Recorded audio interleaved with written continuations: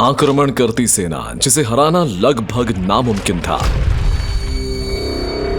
जबरदस्त हथियार जो डराने और बेहिसाब तबाही फैलाने के काबिल थे। ऐसे एक्सपेरिमेंट्स जो इस दुनिया से परे थे।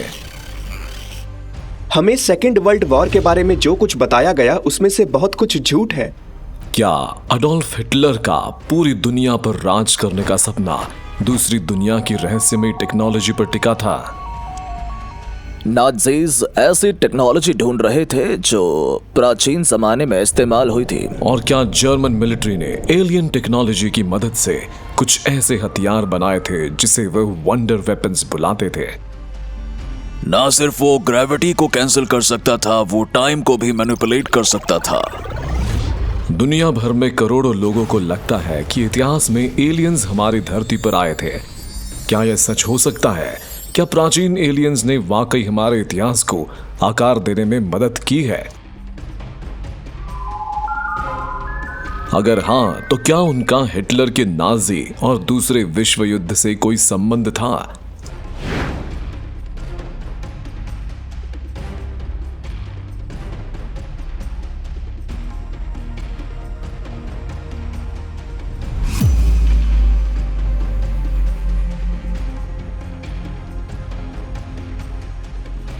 Science documents mysteries the series पेश करता है एलियंस एंड द थर्ड राइक।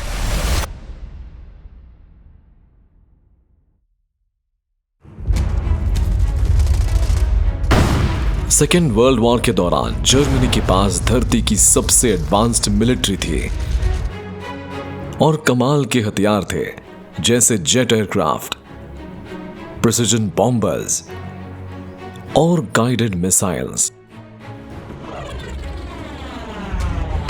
ये सारे हथियार सिर्फ एक मकसद से बनाए गए थे, नाजीज और उनके लीडर एडोल्फ हिटलर को यूरोप पर कब्जा दिलाने और थर्ड राइक यानी तीसरी बादशाहत स्थापित करने के लिए, जो फिर अंततः पूरी धरती पर राज करती। और उन्होंने 2 लाजवाब हथियार बनाए। उनमें से एक था V1 बस बॉम्बर, जो दुनिया की पहली क्रूज मिसाइल थी, और दूसरा था V2 जो पहली बैलिस्टिक मिसाइल थी। जर्मनी का रॉकेट प्रोग्राम दूसरे किसी भी देश के मुकाबले कई साल आगे था। वॉर के एंड तक वो A10 डेवलप कर रहे थे, जिसे वो न्यूयॉर्क रॉकेट भी बुलाते थे। तो इससे आपको अंदाजा लगेगा वो क्या सोच रहे थे। वो एक और रॉकेट पर काम कर रहे थे जिसे उन्होंने नाम दिया था मार्स रॉकेट। तो मुझे तो लगता है कि उनके प्लान्स बहुत बड़े थे। जर्मन साइंटिस्ट की साख दुनिया भर में मानी जाती थी, मगर उनकी इस अद्भुत कामयाबी का राज क्या था? क्या वह वाकई अपने दुश्मन देशों के मुकाबले ज्यादा बुद्धिमान थे? क्या उन्हें अपनी रिसर्च के लिए फंडिंग और संसाधन ज्यादा मिलते थे? या फिर क्या उन्हें, जैसा कि ज्यादातर एस्ट्रोनॉट से जुड़े विचारकों को लगता है, दूसरी दुनिया के लोगों से मदद मिलती थी? हिटलर हमेशा कहता था कि उसके पास दुनिया की सबसे एडवांस टेक्नोलॉजी है और ये कि जंग में नाजीज को कोई नहीं हरा पाएगा। और मुझे लगता है ये बहुत ही अहम सवाल है जो पूछा जाना चाहिए कि आखिर एडोल्फ हिटलर इतना कॉन्फिडेंट कैसे था और उसने कैसे लोगों को यकीन दिला दिया कि वो दुनिया पर राज करने वाला है। 1993 में अपनी book secret societies and their power in the 20th century में लेखक इयान वैन हेल्सिंग ने जर्मनी के ब्लैक फॉरेस्ट में एक अजीब दुर्घटना की कहानी लिखी है जो 1936 में हुई। दूसरे विश्व युद्ध शुरू होने के 3 साल पहले। वैन हेल्सिंग के मुताबिक पड़ोस के एक छोटे से शहर फ्राइबर्ग में रहने वाले लोग एक दिन एक जबरदस्त प्लेन के टकराने की आवाज से उठे।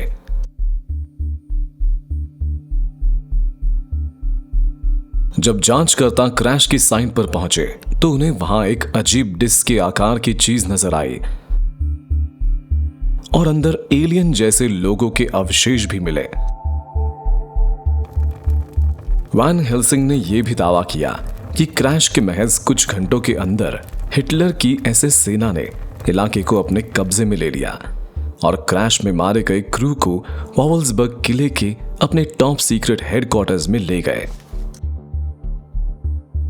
वहां माना जाता है कि नाजी साइंटिस्ट ने टूटे हुए क्राफ्ट की रिवर्स इंजीनियरिंग का काम शुरू किया, मगर ऐसा कोई एलियन जहाज ब्लैक फॉरेस्ट के जंगल में था। क्या इसका कोई सुराग है? और क्या उस टेक्नोलॉजी को रिवर्स इंजीनियर किया भी जा सकता था? अब तक हमें जो मिला है वो है कुछ साइंटिस्ट्स की रिपोर्ट्स जो ये क्लेम करते हैं कि उन्होंने उस क्राफ्ट और उसके प्रोपल्शन सिस्टम के एनालिसिस को पढ़ा है। रिवर्स इंजीनियरिंग में दिक्कत यह है कि आपको क्राफ्ट में इस्तेमाल हुए पावर सोर्स और उसके काम करने का तरीका पता होना चाहिए। अभी क्योंकि हम इलेक्ट्रॉनिक्स के सहारे जीते हैं, लगभग सभी चीजें सिलिकॉन इलेक्ट्रॉनिक्स की बनती हैं। अगर वो टेक्नोलॉजी नहीं होती तो रिवर्स इंजीनियरिंग मुश्किल होता, लेकिन अगर वो हमारी जैसी ही टेक्नोलॉजी है तो ऐसा करना आसान होता। जंग के बाद मिली रिपोर्ट्स के मुताबिक इस एलियन क्राफ्ट के गिरने के महज कुछ ही समय बाद जर्मन साइंटिस्ट ने एंटी ग्रेविटी टेक्नोलॉजी पर एक्सपेरिमेंट करना शुरू कर दिया था। इनमें से एक साइंटिस्ट थे ऑस्ट्रियन इन्वेंटर विक्टर शॉबर्गर। वो फ्लूइड मोशन के जरिए प्रोपल्शन पैदा करने के क्रिएटिव तरीकों पर काम कर रहे थे और उनकी स्टडी में वो उन जानवरों की मूवमेंट स्टडी करते जो पानी या हवा में ट्रेवल करते हैं। उन्होंने तेज नदी के बहाव में एक ही जगह पर खड़ी ट्रोट को देखा और उन्होंने सोचा कि ये मछली इस तेज बहाव में भी एक ही जगह पर कैसे खड़ी है। और फिर उन्होंने सोचा कि कुदरत काम कैसे करती है और फिर उन्होंने कहा जानवर खुद मूव नहीं होते हैं, हवा या पानी उन जानवरों को मूव कराते हैं। मछली खुद नहीं तैरती है, उसे तैराया जाता है। पंछी खुद नहीं उड़ते हैं, उन्हें उड़ाया जाता है। तो हम ये अपनी मशीन्स के साथ क्यों नहीं कर सकते? हवा को एक खास तरीके से मूव करें ताकि व्हीकल को पुल ना करना पड़े, उसे पुश मिले। विक्टर शाउबेगर ने एक टाइप का वोर्टेक्स इंजन बनाया। ये एक किस्म का नकली टॉर्नेडो था ताकि इस बवंडर की ताकत और उसकी जायरोस्कोपिक एक्टिविटी को पानी या मरकुरी जैसे लिक्विड्स या तरल पदार्थ के जरिए यूज किया जा सके। मेरे दादाजी विक्टर शॉबेगर ने कुछ बहुत बड़े इन्वेंशंस किए, ऐसे इन्वेंशंस जो शायद हमें पुराने जमाने में ले जाते हैं। इसे रिपल्शन कहते हैं या जर्मन में रिपल्शी। ये किसी तरह का प्रोपल्शन सिस्टम था जिसे सबमरीन या एयरक्राफ्ट पर वर्टिकली लगाया जाना था ताकि ये मशीन एक फील्ड बन सके जिसे मेरे दादाजी बायोलॉजिकल वैक्यूम बुलाते थे। आइडिया ये था कि इसकी फील्ड में एयरक्राफ्ट या सबमरीन खींच लिए जाएं। और इसके अनोखे शेप को देखकर कहानी बनी कि विक्टर शॉबेगर फ्लाइंग सॉसर के इन्वेंटर थे। इसके डेवलपमेंट के समय रिपल्शन का इन्वर्स प्रोपल्शन सिस्टम बहुत ही क्रांतिकारी लग रहा था, मगर विक्टर शॉबर्गर के मुताबिक उन्होंने सिर्फ एक प्राचीन टेक्नोलॉजी को दोबारा बनाया था। विक्टर ने कुछ पुराने इंडियन ग्रंथों को पढ़ा था जहां लिखा था कि प्राचीन जमाने के लोग किसी खास फ्लोइंग मैग्नेटिज्म जैसी टेक्नोलॉजी का यूज कर रहे थे जिससे वो ग्रेविटी को मात दे रहे थे। भारत की कुछ प्राचीन संस्कृत लिपियों के मुताबिक हजारों साल पहले बने विमान ऐसे ही किसी प्रोपल्शन सिस्टम का इस्तेमाल करते थे। क्या यह मुमकिन है कि जर्मन साइंटिस्ट ने प्राचीन ग्रंथ जैसे कि भगवत गीता को एक पौराणिक गाथा की तरह ना पढ़ते हुए उसे एक ऐतिहासिक और वैज्ञानिक तथ्य के नजरिए से देखा था?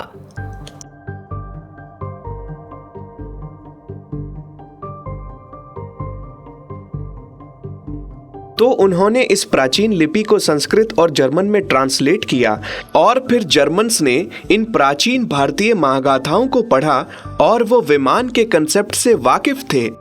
तो इस वोर्टेक्स टेक्नोलॉजी को उससे मिलाकर और फिर उसके बाद 1936 के ब्लैक फॉरेस्ट में कथित तौर पर गिरी फ्लाइंग डिस्क को लेकर उन्होंने अपना एक फ्लाइंग सॉसर्स का डिजाइन बनाया।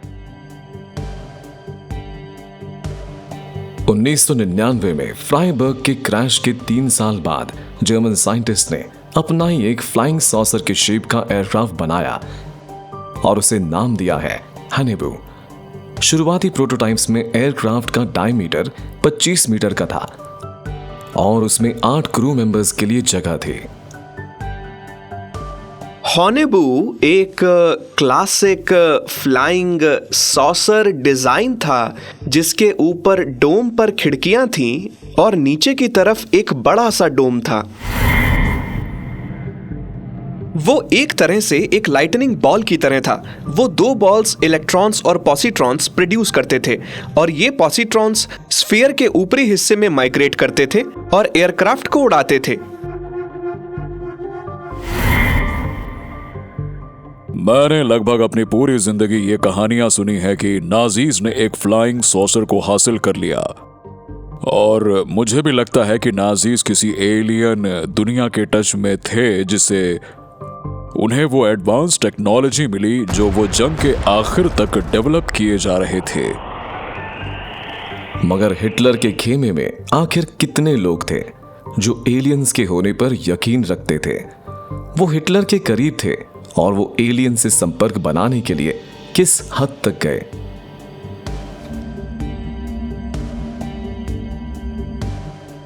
स्वास्तिक, ये 4 साइड वाला चिन्ह एडोल्फ हिटलर के नाजी शासन का सिंबल था। मगर इसका ओरिजिन एक अलग ही कहानी बयान करता है। ऐसी कहानी जो 3000 साल पुरानी है। स्वास्तिक एक प्राचीन संस्कृत शब्द है जिसका जन्म इंडिया में हुआ। ये एक अच्छी किस्मत का प्रतीक है और यही सिंबल सिर्फ एंशिएंट इंडिया में ही नहीं बल्कि दुनिया के कई एंशिएंट कल्चर्स में पाया गया है। इजिप्ट से लेकर ईरान और यहां तक कि अमेरिकाज में भी पाया गया है। 1930 के दशक में एडोल्फ हिटलर और उसकी नाजी पार्टी ने स्वास्तिक को अपना सिंबल बनाया ताकि वह आर्यन जाति और जीत के लिए उनके संघर्ष को दर्शा सके। मगर क्या जर्मन लीडर्स स्वास्तिक के एलियन कनेक्शन से वाकिफ थे?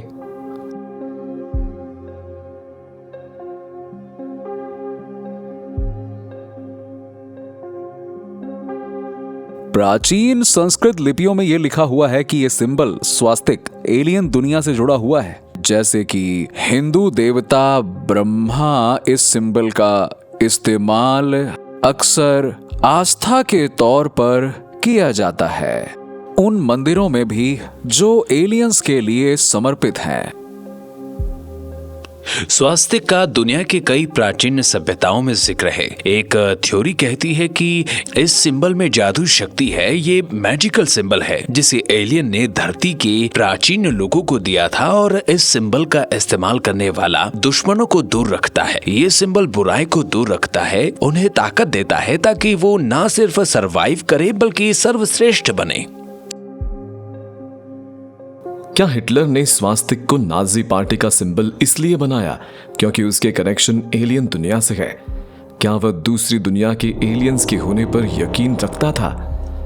माना जाता है कि हिटलर ऐसे लोगों से घिरा रहना पसंद करता था जो एलियंस और प्राचीन महान सभ्यताओं के जानकार थे। हिटलर ऑब्सेस थे पौराणिक कथाओं को लेकर, वो रहस्यमय चीजों को लेकर ऑब्सेस थे और सबसे जरूरी वो ऐसी नॉलेज को पाने के लेकर ऑब्सेस थे जो उनके मुताबिक वो दूसरों से पहले हासिल कर सकते हैं। इसलिए उन्होंने अपना काफी समय, एनर्जी और पैसा धरती के अलग अलग कोनों से ऐसी जानकारी लाने में खर्च किया जिससे जर्मनी सबसे 2 कदम आगे रह सके। नाजी के लीडर्स को सलाह देने वाले कई ग्रुप्स थे, मगर उनमें से एक मेन ग्रुप था, एक सीक्रेट सोसाइटी जिसे सब व्रिल के नाम से जानते थे। इस ग्रुप में एसएस के commander Heinrich Himmler, air force commander Hermann Goering और नाजी पार्टी के हेड मार्टिन बोर्डमैन शामिल थे। व्रिल सोसाइटी ने अपना यह नाम 19वीं सदी के लिखी गई एडवर्ड बलर लाइटन की किताब द कमिंग रेस से लिया। अपनी किताब में बल्वर लाइटन ने एक शक्तिशाली जाति और एक प्राचीन रहस्यमय शक्ति का रूप व्रिल का वर्णन किया, जिसे ट्रैप और फिर कंट्रोल किया जा सकता था। जर्मनी की व्रिल सोसाइटी ने अपना यह नाम इस शक्ति पर रखा, इस यूनिवर्सल फोर्स पर, जिसे संस्कृत में प्राण कहते हैं। जैसे कि एक इंजीनियर इलेक्ट्रिसिटी की मदद से कमरे को ठंडा या गर्म कर सकता है, या आवाज पैदा कर सकता है, या बहुत कुछ कर सकता है, वो एक तरह की एनर्जी है जिसे कई तरह से यूज किया जा सकता है। व्रिल सोसाइटी को लगता था कि यह व्रिल पावर मशीन्स और उपकरणों को पावर दे सकता है, और वो इस शक्ति को यूज करना चाहते थे एयरक्राफ्ट और थाली के शेप के फ्लाइंग सॉसर्स के लिए। उनकी मान्यताओं के मुताबिक व्रिल इस शक्ति को यूज कर सकते थे क्योंकि वो अल्डेबारन सोलर सिस्टम में रहने वाले एलियंस के वंशज थे और उनके पूर्वज हजारों वर्ष पहले धरती पर आए थे। इस जाति के लोग आर्यंस कहलाने लगे। उन्हें लगता था कि ये आर्यंस जाति दूसरी दुनिया से आए लोगों की है, और इस दूसरी दुनिया के लोगों ने आर्यंस को जबरदस्त शक्तियां दी हैं ताकि वो धरती पर सर्वश्रेष्ठ बन सके। और ये एक तरह से नाजी पॉलिटिकल पार्टी का तर्क भी था ताकि वो धरती पर आर्यन जाति को सर्वश्रेष्ठ बना सके। 1933 में जब नाजी पार्टी सत्ता में आई, व्रिल ने हिटलर और उनके खास लोगों को प्रोत्साहित किया कि वह धरती की सभी प्राचीन टेक्नोलॉजीज को ढूंढ निकाले। जर्मन साइंटिस्ट और रिसर्चर धरती के हर कोने में गए कि वो प्राचीन लिपि और निशानियां ढूंढ सके, जैसे कि होली ग्रेल यानी जीसस का प्याला और आर्क ऑफ द कॉवेनेंट्स। कथाओं के मुताबिक इन बिब्लिकल कलाकृतियों में जबरदस्त शक्तियां हैं जिसे हथियार की तरह इस्तेमाल किया जा सकता है। कहते हैं कि ये आर्क ऑफ कवनेंट एक लकड़ी का बॉक्स था जिसे सोने से ढका गया था, और इजराइल इस बॉक्स को पूजते थे क्योंकि ये उनके लिए ईश्वर का प्रतीक था। कहते हैं आर्क ऑफ कवनेंट में जबरदस्त शक्तियां हैं, जो भी इसे छूता है वो मर जाता है। जो भी सेना इसे लेकर चलती है किसी भी सेना का खात्मा कर सकती है, और यही आर्क ऑफ कवनेंट का लेजेंड, उसकी कहानी है। मगर क्या हिटलर को वाकई इन कहानियों और गाथाओं पर यकीन था? क्या वह बाइबल को एक इतिहास की किताब की तरह देखता था? इंडियाना जोन्स की मूवीज नाज़ीज के इन्हीं दुनिया भर में फैले सीक्रेट एक्सपेडिशंस पर फोकस करती हैं, जैसे कि आर्क ऑफ कॉवेनेंट्स या स्फीयर ऑफ डेस्टिनी या कोई सीक्रेट लाइब्रेरीज या एलियंस। हालांकि ये मूवीज फिक्शन थी मगर पूरी तरह हकीकत पर आधारित थी। हिटलर आर्क ऑफ कॉवेनेंट को ढूंढने के लिए ऑब्सेस थे। उनके लिए ये कोई आस्था की चीज नहीं बल्कि उससे कई बढ़कर थी। मुझे लगता है कि आर्क ऑफ कॉवेनेंट जरूर कोई काम की चीज रही होगी, चाहे वो जो भी हो।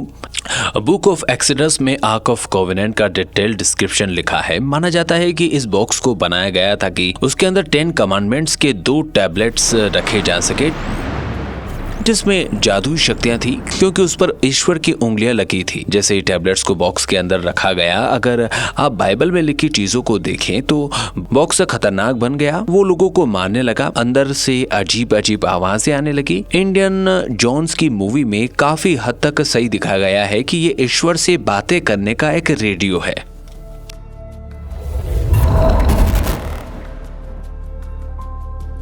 वेबल्सबर्ग कासल के अपने हेडक्वार्टर्स पर एसएस कमांडर हेनरिक हिमलर उन मनोवैज्ञानिक लोगों को लेकर आते थे जो एलियन से संपर्क करने का दावा करते थे। उनमें से एक थी व्रिल सोसाइटी की एक प्रभावशाली मेंबर मारिया ऑर्सिक। मारिया ऑर्सिक फीमेल्स के एक ग्रुप की हेड थी जिसे वो रिलीजन या फीमेल व्रिल मेंबर्स बुलाते थे, और वो सभी बहुत ही खूबसूरत महिलाएं थीं। वो अपने बाल लंबे रखती थीं क्योंकि उन्हें लगता था कि व्रिल शक्तियों के लिए उनके लंबे बाल एंटीना की तरह काम कर सकते हैं।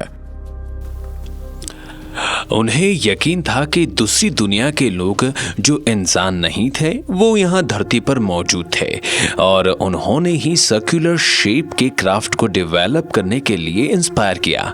फ्लाइंग सॉसेस की जो तस्वीरें उन्होंने देखी थी उसके आधार पर उन्होंने शॉ बर्गर को इंस्पायर किया। उन्होंने दूसरे डेवलपर्स को इंस्पायर किया ताकि वो डिस्क शेप के क्राफ्ट्स बना सके जो किसी तरह की एंटी ग्रेविटी पर काम करते हों, जो हवा में उड़ सकते हो।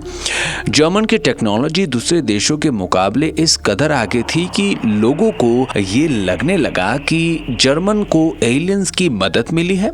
इनफैक्ट एक कोट में हमें हर्मन ऑबर्ट का मिला है, जो डॉक्टर ऑबर्ट जर्मन रॉकेट सिस्टम का हिस्सा थे।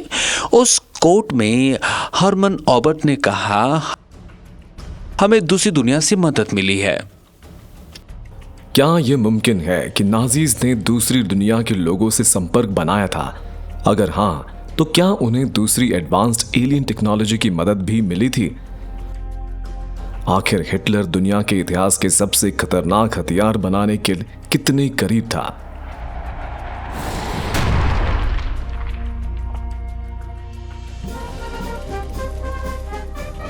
बर्लिन 1938।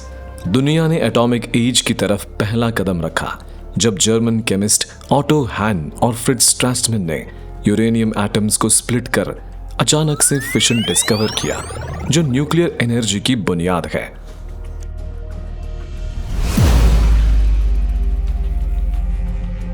जब भी एटम्स अलग होते हैं और एक साथ आते हैं तो थोड़ा मास कम होता है, और फिर पता चला कि मास में जितनी एनर्जी होती है वो mass into speed of light का स्क्वायर होती है। और स्पीड ऑफ लाइट तो बहुत बड़ा नंबर है, ये छोटे से मास को भी बड़ी एनर्जी में कन्वर्ट करता है। इस खोज की खबर दुनिया भर की साइंटिफिक कम्युनिटीज में तेजी से फैल गई। यूनाइटेड स्टेट्स में एल्बर्ट आइंस्टीन ने प्रेसिडेंट फ्रैंकलिन रूजवेल्ट को 2 अगस्त 1939 को खत लिखकर जर्मनी की प्रोग्रेस से एक नए और विनाशकारी बम के बनने की संभावना की चेतावनी दी। अगर वो कामयाब रहे तो एटमॉस्फेयर की रेडियो एक्टिव पॉइजनिंग और धरती पर मौजूद हर जीव की तबाही का भयानक डर टेक्निकली मुमकिन हो सकता है। बर्लिन में मौजूद जर्मन साइंटिस्ट कई हिंदू देवता इंसानों से अलग दिखते पहले हैं। कैसे कर पाए?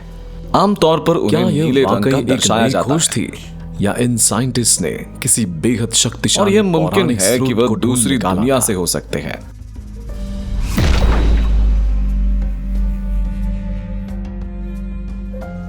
मोहनजोदाड़ो पाकिस्तान में टूटे बिखरे कंकाल और कांच युक्त पत्थर, हड़प्पा इंडिया के प्राचीन शहर पर ढकी रेडियो एक्टिव राख की चादर, और सोडम और गोमोरा के बाइबल में लिखे शहर। प्राचीन एस्ट्रोनॉट थियरी के मुताबिक पहला एटॉमिक धमाका 1940 में नहीं हुआ था, बल्कि हजारों साल पहले हुआ था। उन्हें मोहनजोदारो, हड़प्पा, कोकड़ीजी और दूसरे हड़प्पन शहरों की सड़कों पर कंकाल मिले हैं। लोग रास्तों पर ही मारे गए थे। लगता है कोई बहुत बड़ा विनाश पूरे के पूरे शहर को निगल गया। कुछ थ्योरिस्ट्स का मानना है कि सोडम और गोमरा, 2 शहर जो डेड सी के आखिरी में मौजूद थे, वहां शायद कोई न्यूक्लियर धमाका हुआ था जिससे कि पूरा इलाका साफ हो गया। लॉट्स की पत्नी नमक का स्तंभ बन गई और ये माना जाता है कि जब न्यूक्लियर एक्सप्लोजन होता है तो उसमें इंसान अचानक भाप बन जाते हैं, राख बन जाते हैं। जब कोई एटॉमिक बॉम्ब फटता है तो इतनी तेज गर्मी निकलती है कि रेत में मौजूद सिलिकॉन पिघलकर ग्लास बन जाता है। रिपोर्ट्स बताते हैं कि कई ऐसे मैदान मिले हैं जहां रेत के ग्लास बने हैं, जिसमें इंडिया भी शामिल है। और अगर ये सच है तो इससे प्राचीन संस्कृत लिपियों में जो कुछ भी लिखा हुआ है वो कंफर्म होता है कि उस जमाने में लोगों के पास में ऐसे हथियार थे जो हमारे मॉडर्न न्यूक्लियर वेपन्स को टक्कर देते हैं। इन हथियारों को ब्रह्मास्त्र बुलाया जाता है। हिंदू लिपियों के मुताबिक ब्रह्मास्त्र भगवान का वरदान था, मगर कौन थे ये भगवान? कई हिंदू देवता इंसानों से अलग दिखते हैं। आमतौर पर उन्हें नीले रंग का दर्शाया जाता है और यह मुमकिन है कि वो दूसरी दुनिया से हो सकते हैं। क्या हिटलर भारत की इन गाथाओं से वाकिफ था? क्या इसलिए नाजी जर्मनी ने इंडिया और अफ्रीका में कई आर्कियोलॉजिकल और वैज्ञानिक दौरे किए? कई हिंदू देवता इंसानों से अलग दिखते हैं। आमतौर पर उन्हें नीले रंग का दर्शाया जाता है और यह मुमकिन है कि वो दूसरी दुनिया से हो सकते हैं। पूरे मिडिल ईस्ट और यहाँ तक कि प्राचीन भारत में भी जिन की कहानियां हैं, यह जीनीज, उनके पास जादुई शक्तियां थी, जादुई चिराग, उड़ते कालीन और ऐसी ही चीजें थीं। तो मुझे लगता है कि यह मुमकिन है कि यह एंशिएंट जिन, एंशिएंट एलियंस थे जिनके पास ये टेक्नोलॉजी और एयरक्राफ्ट वगैरह थे। क्या हिटलर और नाजी किसी प्राचीन एटॉमिक राज को जान पाए थे? वह अपने सबसे खतरनाक हथियार को बनाने के कितने करीब थे और उनकी सफलताओं में आखिर कितना भारी हाथ था? फरवरी 1942 में एक सीक्रेट लेक्चर के दौरान जर्मन फिजिसिस्ट वर्नर हाइजेनबर्ग ने एक न्यूक्लियर रिएक्टर बनाने की बात कही, जिसे फिशन को कंट्रोल करने और यूरेनियम को प्लूटोनियम में बदलने के लिए बनाया जाना था। आसान भाषा में एटॉमिक बॉम्ब के लिए बेसिकली 2 स्टेजेस होते हैं। सबसे जरूरी है यूरेनियम को स्प्लिट करना। इसके लिए आपको एक ट्रिगर चाहिए होता है ताकि रिएक्शन शुरू हो, और फिर आपको चाहिए वो जिसे क्रिटिकल मास कहते हैं। और जब इन दोनों चीजों को पर्याप्त मात्रा में एक जगह पर लाते हैं तो फिर अगला रिएक्शन होता है और उसके बाद अगला, और ऐसे करके सीरीज ऑफ रिएक्शंस होते हैं एक्चुअल में। हिटलर एटॉमिक बॉम्ब हासिल करने की कगार पर था, मगर फिर जर्मन ने इसे बनाने की कोशिश बंद कर दी। जर्मन ने आखिर अपना एटॉमिक प्रोग्राम रोक क्यों दिया? ज्यादातर मुख्य धारा के इतिहासकारों का मानना है उन्होंने ये प्रोग्राम इसे लगने वाली बड़ी लागत और हारते युद्ध के कारण बंद किया। वहीं कुछ का मानना है कि उन्होंने ये प्रोग्राम इसलिए बंद किया क्योंकि जर्मन साइंटिस्ट के पास इसकी नॉलेज नहीं थी, या डर था कि ना जाने हिटलर इसका इस्तेमाल कहां और कैसे कर दे। जर्मन एक ऐसे हथियार बनाने में बेहद करीब थे जो उन्हें आसानी से जंग में जीत दिला सकता था। मैं बस यही कहूँगा कि ऊपर वाले का शुक्र है कि हमने उन्हें हरा दिया, क्योंकि अगर उन्होंने वो टेक्नोलॉजी दुरुस्त कर ली होती तो आज हम सब जर्मन बोल रहे होते। मगर क्या नाजी साइंटिस्ट ने, जैसा कि कईयों का मानना है, अपना ध्यान और भी ज्यादा एडवांस्ड हथियार की ओर मोड़ लिया था? ऐसा हथियार जो हिटलर की सेना को टाइम और स्पेस दोनों में ट्रैवल करने का मौका देता।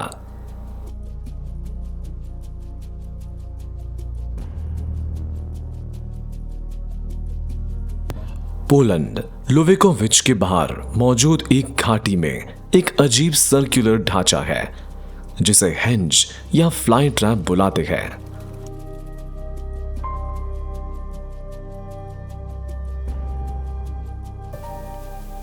हम जिस घाटी के बीचों बीच खड़े हैं उसे एसएस ने अपने कब्जे में लिया था और इसे अपना सीक्रेट रिसर्च डेवलपमेंट और इंडस्ट्रियल फैसिलिटी बनाया था। यहाँ कड़ी सुरक्षा होती थी। इस घाटी में 3 सिक्योरिटी रिंग्स हैं, यानी सबसे बीच वाले इलाके के आसपास 3 सुरक्षा घेरे बने हैं और सबसे अंदर वाले घेरे के ऊपर ये वाला ढांचा खड़ा है जो यहाँ क्यों है बताना मुश्किल है। मुख्य धारा के स्कॉलर्स का मानना है कि यह ढांचा एक कूलिंग टावर का सपोर्ट बेस था जिसे कोल माइन के लिए यूज किया जाता था। मगर वित्कॉस्की और दूसरों के मुताबिक जर्मन हाई कमांड यहां इतनी सिक्योरिटी ना लगाते अगर यहां महज एक एनर्जी प्लांट होता। उनका मानना है कि इस हेंज को एक नए हाईली एडवांस्ड मशीन को टेस्ट करने के लिए बनाया गया था, डी ग्लॉक या the Bell. The Bell, the Glocke Nazi Germany का शायद सबसे बड़ा टॉप सीक्रेट प्रोजेक्ट था, और ये प्रोजेक्ट इतना सीक्रेट था कि ये भी साफ नहीं था कि हिटलर इस प्रोजेक्ट के बारे में कितना जानता था। ऐसे कई सुराग हैं जो बताते हैं कि साइंटिस्ट्स और हर्मन ओबर्थ और वर्नर वॉन ब्राउन और दूसरे लोग एक बेल शेप के क्राफ्ट पर काम कर रहे थे जिसका प्रोपल्शन सिस्टम इलेक्ट्रोमैग्नेटिक था।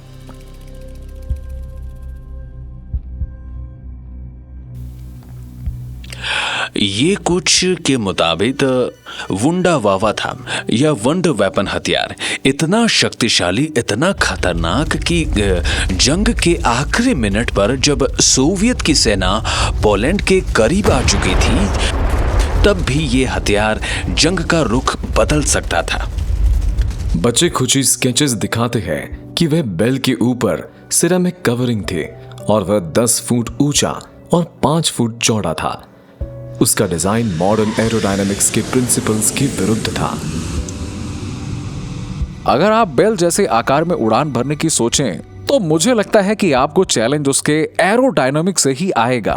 जब आप उसे साइड टू साइड या आगे या पीछे ले जाने की कोशिश करेंगे, क्योंकि आप एक बहुत बड़े एरिया को हवा में एक्सपोज कर रहे हैं और उससे काफी ड्रैग पैदा होगा। तो आपको सिर्फ ऊपर हॉवर करना है या ऊपर नीचे जाना है तो ठीक, लेकिन जैसे ही आप मूव होने लगोगे आपको दिक्कत होगी।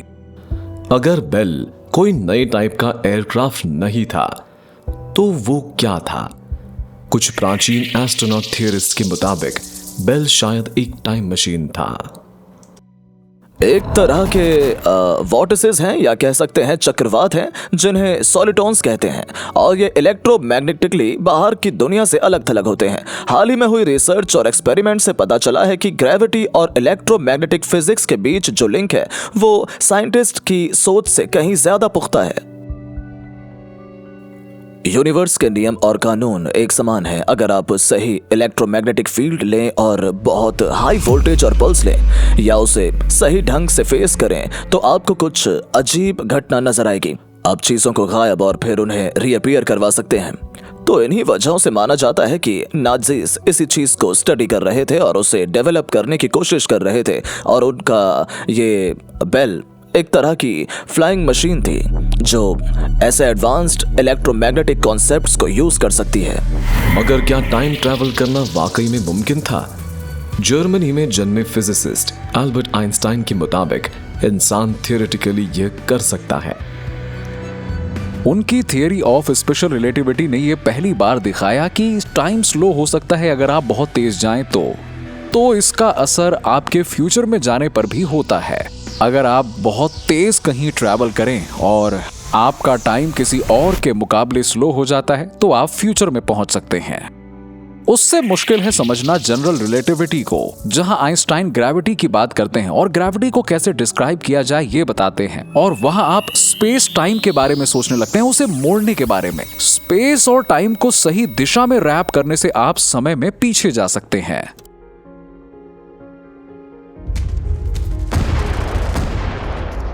हालांकि ऐसे कोई रिकॉर्ड नहीं है जो बता सके कि बेल का इस्तेमाल जंग के दौरान हुआ था। जब मित्र देश जर्मनी के अंदर घुसे तो ये पूरा प्रोजेक्ट और उसके कमांडर एसएस जनरल हॉन्स कैमलर अचानक गायब हो गए। एसएस जनरल हांस कामर अपनी रक्षा के बदले में दल बदलने जा रहे थे, मगर जंग के आखिरी तक वो कहीं गायब हो गए। तो हांस कामर आखिरकार कहां गए? वो अपने साथ क्या ले गए? क्या वो ये बेल ले गए? उन्होंने कोई वर्म होल बनाया था या कोई स्टार गेट? क्या नाजीज इसी पर काम कर रहे थे? क्या कैमलर और दूसरे नाजीज ने कानून से बचने के लिए बेल का इस्तेमाल किया था और वह वक्त में कहीं गायब हो गए या किसी दूसरे ग्रह पर चले गए? कहते हैं इस प्रोजेक्ट से जुड़े दूसरे लोगों का अंत बहुत ही बुरा रहा। जिन इंजीनियर्स ने बेल पर काम किया था उन्हें एसएस ने मरवा दिया। वो नहीं चाहते थे कि ये टेक्नोलॉजी ईस्ट या वेस्ट किसी के भी हाथ लगे। मतलब उन्होंने इन सभी लोगों की जान ले ली। ओके, मतलब उनमें टॉप साइंटिस्ट थे। उन्होंने खुद को अपने लैब में उड़ा लिया।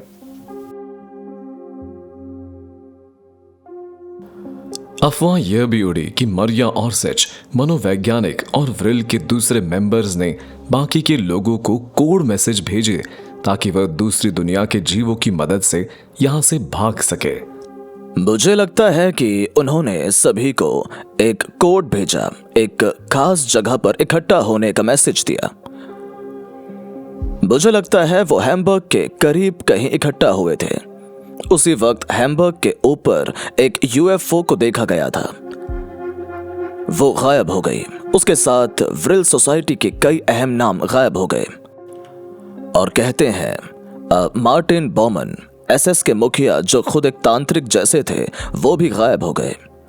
ये अफवाह कई सालों से है कि वो किसी दूसरे प्लेनेट पर चले गए। कमाल की बात है कि 1 साल के बाद कैक्सबर्ग, पेंसिल्वेनिया में एक ऐसी ही चीज को कई लोगों ने देखने का दावा किया था जो बेल के शेप की थी।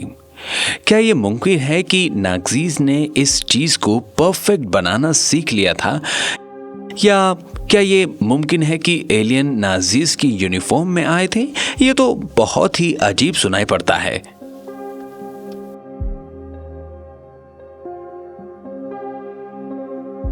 उन्नीस 1945 के वसंत तक जर्मनी जंग में हार चुका था। जैसे जैसे मित्र देश की सेना जर्मनी के बर्लिन के करीब पहुंच रही थी, साइंटिस्ट और इंजीनियर्स अपनी लेबोरेटरी को छोड़ भाग रहे थे।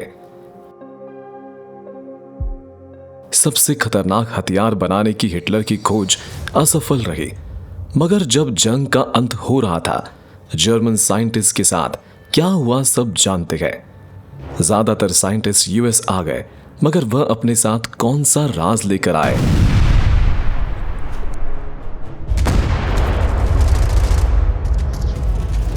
तीस अप्रैल 1945 को जहां मित्र देश की सेना बर्लिन के करीब आ रही थी, अडोल्फ हिटलर ने आत्महत्या कर ली। 2 दिन बाद शहर गिर गया। 7 मई 1945 को जर्मनी की सेना ने आत्मसमर्पण कर दिया। यूरोप में जंग के बाद नाजी पार्टी के कई बड़े मेंबर्स गायब हो गए। इनमें से कुछ को दोबारा कभी नहीं देखा गया। जर्मनी की हार के 2 महीने बाद अमेरिकी साइंटिस्ट का एक ग्रुप, जिसका नेतृत्व कर रहे थे doctor Robert Oppenheimer, new Mexico के एक दूर दराज इलाके में इकट्ठा हुए, जिसका नाम था ऑर्नाडो डेल म्यूर्टो या जर्नी ऑफ डेथ, मौत का सफर। सफर 16 जुलाई 1945 को सुबह 5:29 पर यूएस मिलिट्री ने पहला एटॉमिक बॉम्ब डेटोनेट किया। मगर अमेरिकन्स दुनिया का पहला न्यूक्लियर हथियार बनाने में कामयाब कैसे हुए? क्या उन्होंने यह काम खुद से किया, या उन्हें भी उन लिपियों का सहारा मिला जिसे जर्मन पढ़ रहे थे, जिसमें खतरनाक हथियार और दूसरी दुनिया के लोगों का जिक्र था?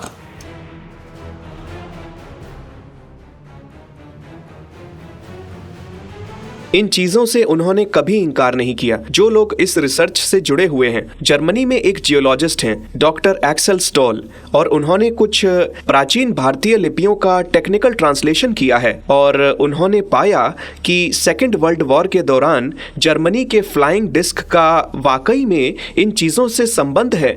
तो ये वाकई में मुमकिन है।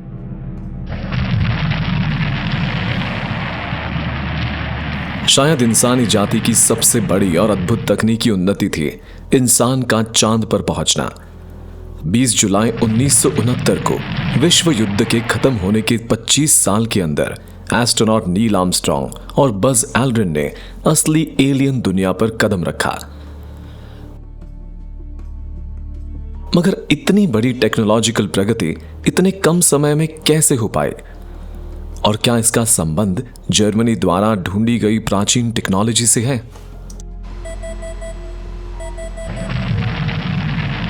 आज जो भी टेक्नोलॉजी हमारे पास है, उनमें से एक भी चीज ऐसी नहीं है जो उस दौरान जर्मनी द्वारा इन्वेंट नहीं हुई या उसे एनहेंस न किया गया हो। आज की हमारी मॉडर्न दुनिया का लगभग हर एक आविष्कार जर्मनी द्वारा हुआ था।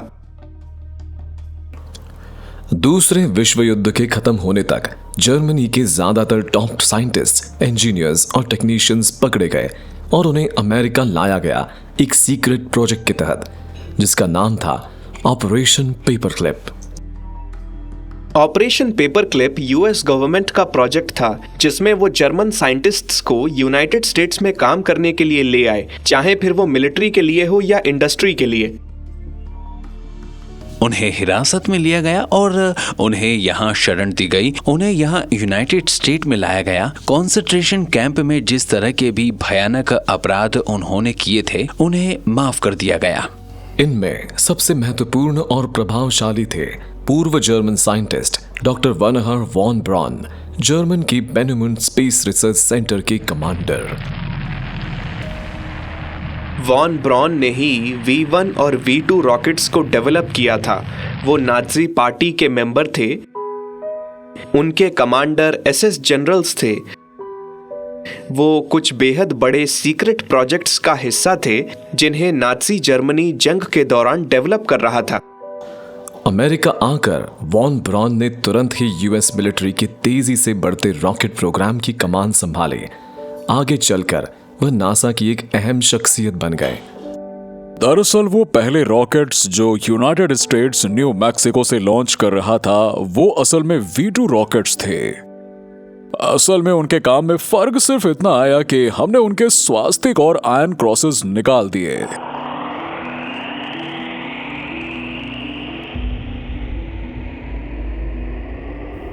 आज जब हम पीछे मुड़कर स्पेस रेस को देखते हैं तो वो एक तरह से मजाक ही लगता है, क्योंकि तब American rocket program versus Russian rocket program था ही नहीं। हमारे पास जर्मन रॉकेट प्रोग्राम था, अमेरिकन रॉकेट प्रोग्राम नहीं।